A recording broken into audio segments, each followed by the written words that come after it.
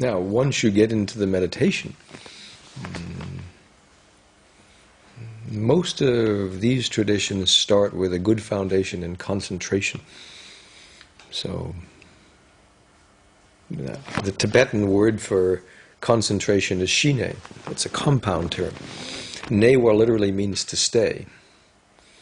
And what that means is that in our ordinary everyday life, when we focus on something, when we intend to focus on it, not very long after that, maybe a few milliseconds later, our mind jumps to something else. I know this very well. It doesn't stay. Yeah. Yes. Okay. So the word for concentration in Tibetan literally means to stay. And what we're training the mind to do is to stay continuously over time, maybe for 20 minutes or even an hour.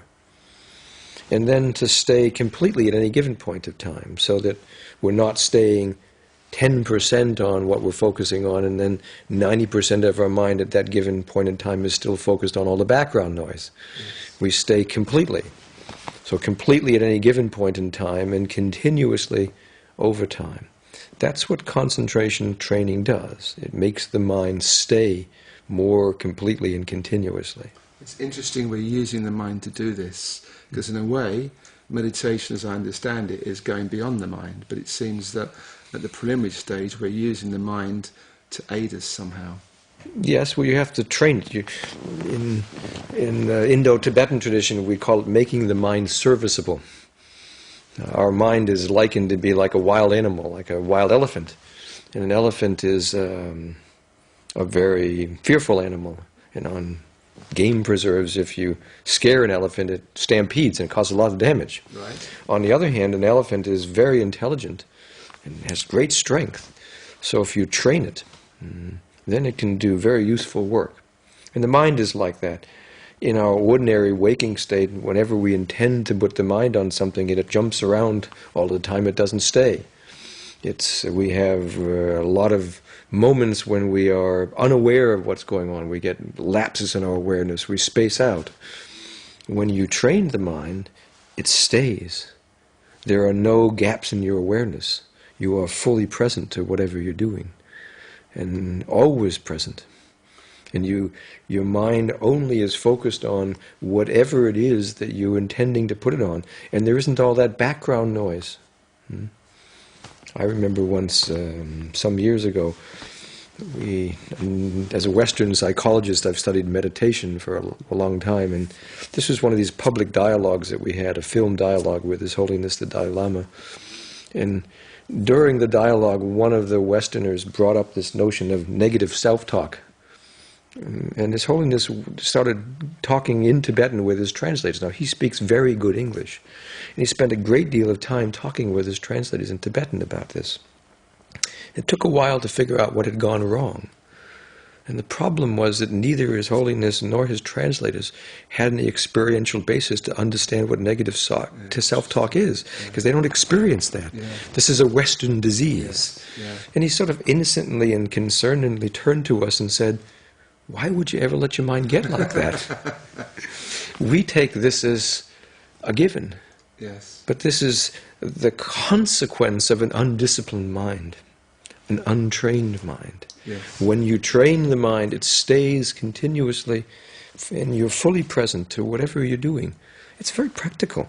I mean, we have very sophisticated, in Western psychology, very sophisticated theories to understand how intelligence develops, how our sense of self develops, how emotions develop.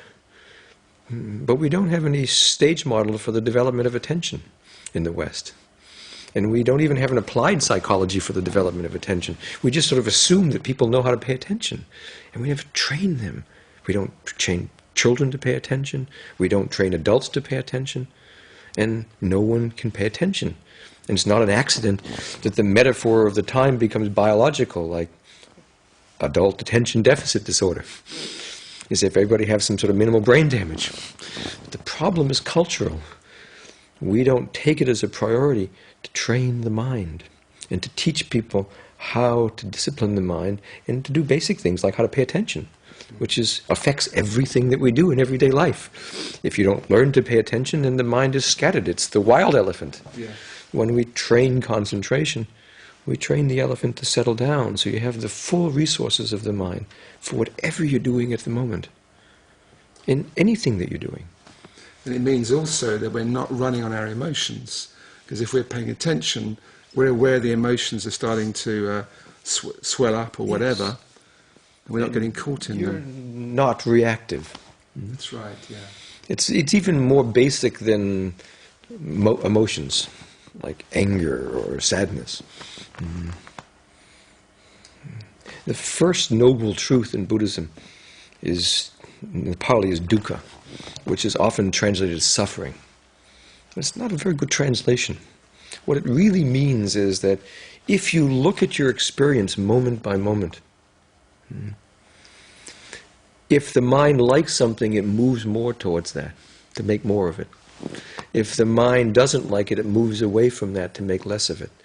So incessantly, the mind is moving towards things and moving away from things. It's reactive. The first noble truth is reactivity. It's built into how we process events moment by moment. And what these meditation practices do is minimize and ultimately eradicates that reactivity. And if you eradicate that reactivity moment by moment, so it just doesn't occur, then there is no basis for suffering. See, I know from myself that my mind, if I watch it, is continually trying to move to what it thinks is going to make me happy, and it's continually trying to move away from what it thinks is going to make me unhappy.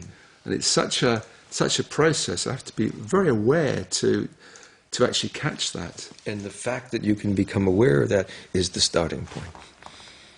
Because in addition to becoming aware of it, if you look further, you can become aware of it in such a way that the reactivity starts to calm itself. Yes, and eventually there is no reactivity. I think one of the interesting things in your book that I picked up on was that you spent this time translating the ancient Tibetan texts, and most of the situations, apart from negative self-talk, most of the situations that we face in the West and our problems with meditation, the obstructions in the way, the obstacles, actually are documented in these ancient texts. And it's interesting, it's a culture that's hundreds of years old or even thousands of years old, yet they had the same challenges to face that we have to face in the West now. Yes. There were several generations of teaching meditation. If you look at the great renaissance of meditation in India, it was really about the 6th century up until about the 11th century. And there was a very popular movement in Odiyana, which is roughly equivalent to where Bangladesh is now. And in that area, the essence tradition is developed. There was a tradition of 84 wandering masters who taught one of three different traditions, either Mahamudra, great completion practices, or what's called Dzogchen, and then the early Tantra practices. And the teachers tended to travel around. They traded practices, so somebody who knew Mahamudra would also know Dzogchen practices and Tantra practices. And what was unique about those traditions is they all had to do with the essence of the mind. How do you really look at the essence of the mind? It was a quick path to awakening the mind. And what was also unique about those traditions is that they were relationally taught. All the instructions were given in a way to introduce you to your real nature of the mind. They're called pointing out instructions.